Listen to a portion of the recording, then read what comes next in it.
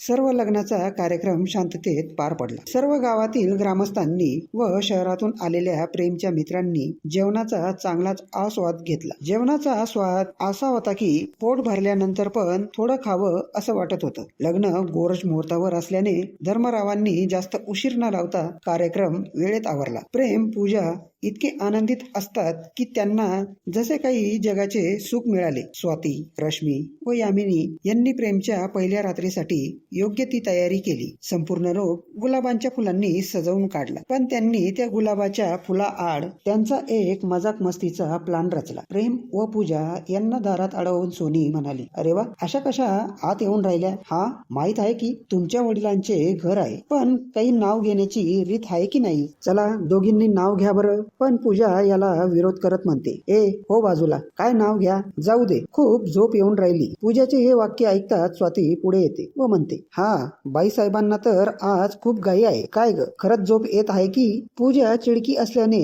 पूजाने लगेच स्वातीला म्हणाली, ए काही पण बोलू नको, इथे सर्व उभे आहे, तुला काही लाज? यामिनी व रश्मी या पण पुढे येऊन उभ्या राहतात व म्हणतात, हे बघ पूजा, काही पण नाव घे, नाहीतर तुला आज रात्रभर असेच उभे राहावे लागेल आणि आम्हाला माहीत तुला काही झोप लागत नाही. उगाचीच नाटकं करून पळू राहिली. 15 मिनिटे तर तू मेमे मध्येच निघून जातात. तेव्हा पूजा हळूच, ठीक आहे, घेते नाव. मानवाने तयार केले प्रेम पूजा, मानवाने तयार केले प्रेम पूजा, प्रेमरावांचे नाव घेते त्यांची राणी ही पूजा. यावर सर्व मित्रमैत्रिणी म्हणतात, वा वा, क्या बात आहे, प्रेम आता तुझी वेळ, असं नाव घे ना.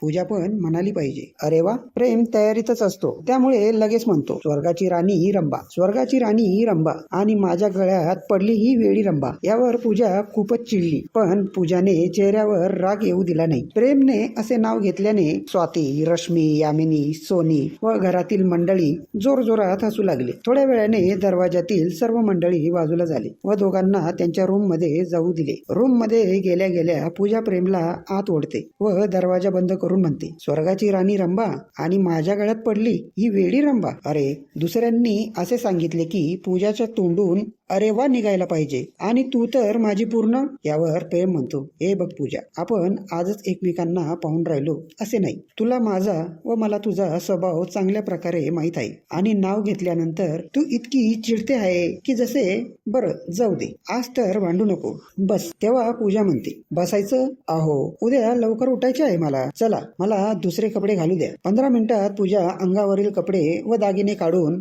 गाऊन घालून येते. तितक्यात प्रेम झोपण्याचे नाटक करतो.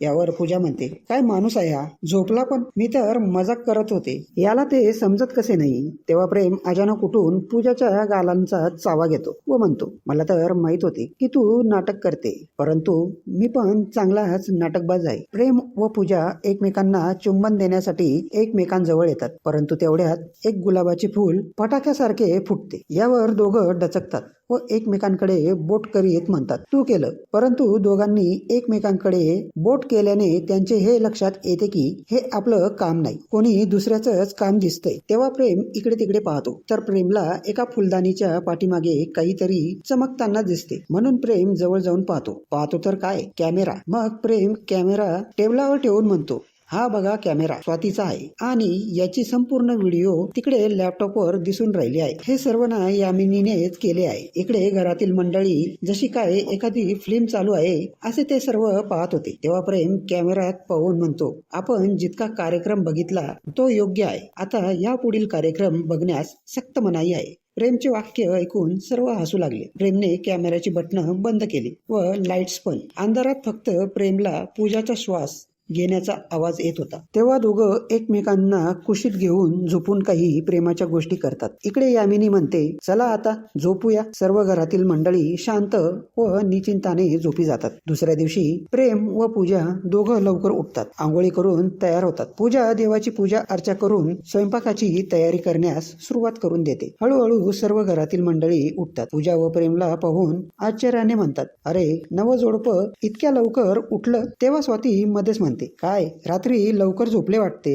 तेव्हा प्रेम स्वातीला म्हणतो, डॉल मजाक मस्ती नाही, आज आम्हा दोघांना मुंबईला जायचे आहे, कारण ठीक 1 वाजता आमचा इंटरव्ह्यू आहे, यामुळे तू गपचूप बस. प्रेमच्या बोलण्याने सर्व पटापट तयार होऊन प्रेम बरोबर निघण्यास तयारी करतात. थोड्या प्रमाणात नाश्ता करून सर्व मुंबई रवाना होतात. प्रेम स्वाभिमानी असल्याने त्याने लग्नानंतर लगेच नोकरी पाहिजे म्हणून मुंबईला जाण्याची घाई केली. प्रेम इतक्या घाईत जातो की त्याला कोणाला काय सांगायचे व काय बोलायचे हे पण ध्यानात राहत नाही.